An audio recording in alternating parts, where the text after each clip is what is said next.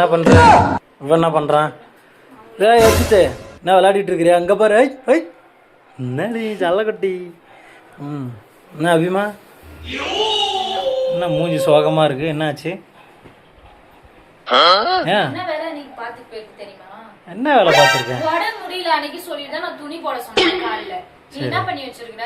எல்லா துணியும் போட்டு மிஷின் ஆன் பண்ணி எல்லாம் பண்ணியாச்சு. அதுல ஒரு இங்கு பேன் வச்சு தொலைஞ்சிருக்கு. அதை எடுத்து தொலையாம விட்டுப்புட்டு என் முசுர அப்படி வாங்கியிருந்தா என்ன பண்றது? இதெல்லாம் என்ன இதுக்கு பாரு.